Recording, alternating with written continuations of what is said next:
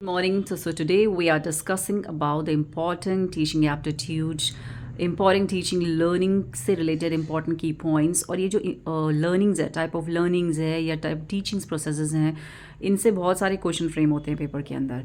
और इसमें हम बहुत कंफ्यूज होते हैं कि कई बार हम कंफ्यूज हो जाते हैं पेपर में कि कोऑपरेटिव लर्निंग है, कैलिब्रेटिव लर्निंग है, अरे इसमें ऐसा क्या है, रेसिप्रोकल में क्या है या टीम टीचिंग में क्या है। तो so these are the important key words या key points I am discussing in my video and this a very very important topic from the teaching aptitude and it's very important for the EMRS CTET exams, upcoming exams. So first we will discuss about the cooperative learning. cooperative learning से आप पहले आप कैसे learn कर सकते हैं कि देखिए हम स्टूडेंट को क्या करना चाहिए, कॉपरेट करना चाहिए। टीचर को क्या करना चाहिए, कॉपरेट करना चाहिए स्टूडेंट के साथ, और स्टूडेंट को टीचर के साथ कॉपरेट करना चाहिए। तो कॉपरेट वर्ड्स आप ऐसे लर्न कर सकते हैं कि जो ये होता है इसमें टीचर डायरेक्टेड होता है, इसमें टीचर का इन्वॉल्वमेंट होता है। कॉपरेटिव लर्निंग में क्या होता है, टीचर डायरेक्ट करती है स्टूडेंट को, इसमें कहीं ना कहीं टीचर इन्वॉल्वमेंट होता है।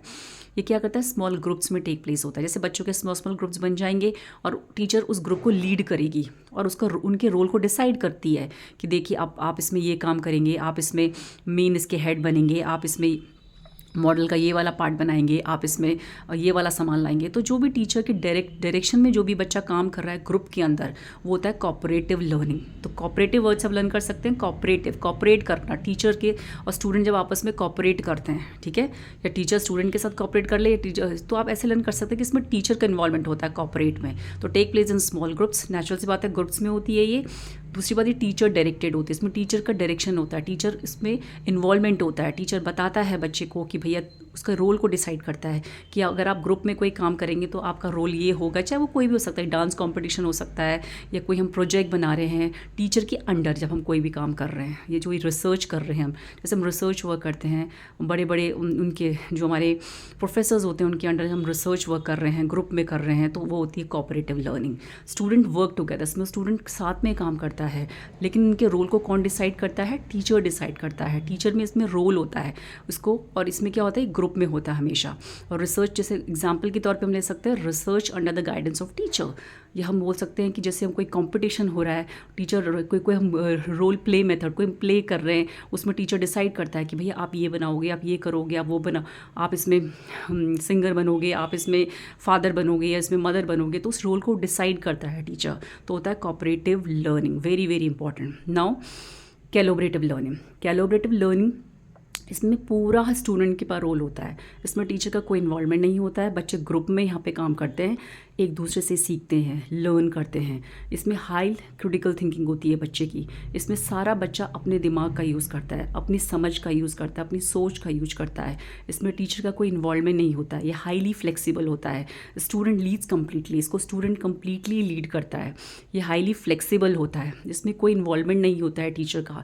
इसमें कोई भी टीचर करो, जैसे हम कोई प्रोजेक्ट बनाते हैं, हमें कोई हॉलीडे होमवर्क में कोई प्रोजेक्ट दिया जाता है और टीचर बोलता है तुम ग्रुप में ये वाला प्रोजेक्ट बनाओगे, वॉल्केनो के ऊपर बनाओगे, या साइंस एग्जीबिशंस होते हैं जैसे हमारे स्कूल में, तो हमें टीचर्स कोई गाइड नहीं करता है। जहाँ पे टीचर का कोई रोल नहीं, टीचर बोलता है जाओ आपको इसके ऊपर एक टॉपिक दे देगा, आपको बनाना है। जहाँ पे हाईली कोई बच्चा कोई प्रोजेक्ट बना रहा है अपने आप ग्रुप में और खुद ही अपने दिमाग का यूज़ कर रहा है, खुद ही ब्रेन स्टॉर्मिंग कर रहा है, उसमें हाई रिफ्लेक्टिव थिंकिंग होती है, डीप अंडरस्टैंडिंग होती है बच्चे की, खुद की ही सोच होती है, खुद की ही समझ होती है। इसमें कोई उसके रोल को डिसाइड नहीं करता है, वो खुद की high critical thinking. These are the keywords you have to learn, क्योंकि क्वेश्चन आपको नहीं पता, आपको सिर्फ उस कीवर्ड्स को ब्रेक करना है। तो हाई क्रिटिकल थिंकिंग है, ब्रेन स्टॉर्मिंग है, डीप अंडरस्टैंडिंग है, हाईली रिस्पॉन्सिबल होता है बच्चा, इसमें वो होती है कैलिब्रेटिव लर्निंग। इसमें बच्चा नए नॉलेज को क्रिएट करता है, न्यू आइडियाज़ को क्रिएट करता है। इसमें टीचर का कोई इन्वॉल्वमेंट नहीं होता है, हाईली फ्लेक्सिबल होता है। स्टूडेंट लीड्स कम्प्लीटली, इसमें स्टूडेंट जो होता है वो कम्प्लीटली लीड्स करता है। तो ये होता है हमारा कैलिब्रेटिव लर्निंग। एग्जाम्पल, जैसे बच्चा कोई प्रोजेक्ट बना रहा है ग्रुप में, जब बच्चा कोई प्रोजेक्ट बनाता है ग्रुप में तो वो होती है collaborative learning. Now reciprocal teaching learning में क्या होता है कि student take a role of teacher. Student क्या करता है, टीचर का रोल ले लेता है। जैसे कई बार होता है ना कि हम टीचर्स डे में हम पूरे क्लासरूम को हैंडल कर लेते हैं, हम एक टीचर की तरह एक्ट करते हैं और वो हम टीचर की तरह बिहेव करते हैं, क्लासरूम टीचिंग करते हैं उस दिन, तो उसको हम बोल सकते हैं reciprocal teaching. Student takes a role of a teacher, use to promote reading. Basically ये वाला रेसिप्रोकल टीचिंग किस में यूज़ होता है? कॉम्प्रीहेंशन, रीडिंग कॉम्प्रीहेंशन को प्रमोट करने के लिए यूज़ होता है, जिसमें बच्चे ग्रुप में रीडिंग कर रहे हैं, खुद ही अंडरस्टैंडिंग कर रहे हैं, खुद आपस में डिस्कशन करते हैं, खुद ही समझते हैं आपस में, खुद ही उनकी नॉलेज बढ़ती है। इसमें बच्चे का कॉन्फिडेंस बढ़ता है। जैसे हम बोल सकते हैं, जैसे हम टीचर्स डे के दिन किसी बच्चे को टीचर का रोल दे देते हैं, तो उसमें क्या बच्चे के अंदर लीडरशिप क्वालिटी डेवलप होती है। वो सीखता है कि एक टीचर कैसे पढ़ाता है, एक टीचर के अंदर कॉन्फिडेंस कैसे बिल्डअप करना है, एक टीचर कैसे पूरी क्लासरूम को हैंडल कर रहा है। तो इसमें क्या होता है, बच्चा जब खुद ही एक टीचर की तरह बिहेव करता है तो खुद ही वो सीखता है, लर्निंग करता है।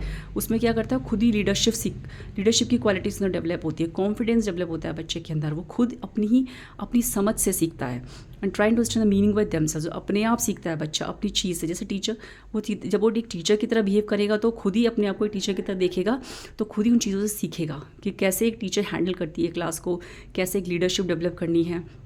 तो इसमें क्या होता है, बेसिकली हम किस में यूज़ करते हैं reciprocal teaching learning? Use to promote the reading. और ये किस में क्या होता है रेसिप्रोकल में? Student take a place of a teacher. Now team teaching से भी बहुत क्वेश्चंस बनते हैं। तो ग्रुप ऑफ वन और मोर टीचर, जहाँ पे एक क्लासरूम में एक से ज़्यादा टीचर पढ़ा रहा है, उसको बोलते हैं ग्रुप टीचिंग या team teaching, we can say that. इसमें क्या होता है, दो टीचर्स होंगे तो उसमें डिफरेंट स्टाइल ऑफ टीचिंग का यूज़ हो सकता है। हर टीचर का पढ़ाने का स्टाइल अलग अलग होगा, उसकी मेथोडोलॉजी अलग अलग होगी, टीचिंग स्टाइल्स अलग अलग होंगे। More attention can be given to individuals. हम ज़्यादा अटेंशन, अब भाई एक क्लास के अंदर अगर 2 टीचर्स होंगे तो नेचुरल सी बात है हर एक बच्चे के ऊपर ज़्यादा फोकस जाएगा, इंडिविजुअल डिफ़िकल्टीज़ दूर होंगी बच्चे की, उसकी अंडरस्टैंडिंग और अच्छी तरह डेवलप होगी, वो ज़्यादा उसकी लर्निंग अच्छी होगी, वो ज़्यादा उसका बेटर इन्वॉल्वमेंट होगा बच्चे का, बच्चा ज़्यादा अटेंटिव होगा। एक टीचर अगर 40 क्लास के बच्चों को संभालेगी, अगर 2 टीचर 40 क्लास के बच्चे को संभाले तो उसमें अंतर होगा। ज़्यादा उसमें बच्चे में एक डिसिप्लिन होगा, हाईली अटेंटिव होगा बच्चा, उसकी लर्निंग परमानेंट होगी, वो ज़्यादा लंबे समय तक सीख पाएगा और इससे क्या होगा, बच्चे का लर्निंग भी परमानेंट होगी। तो these are the important keywords. Basically जैसे बीएड क्लासरूम में ऐसा होता है टीम टीचिंग। तो टीम टीचिंग क्या होता है, जब एक क्लास को 2 से ज़्यादा टीचर पढ़ा रही है। तो these are the important keywords और इससे बहुत क्वेश्चन बनते हैं टीचिंग एप्टीट्यूड के अंदर।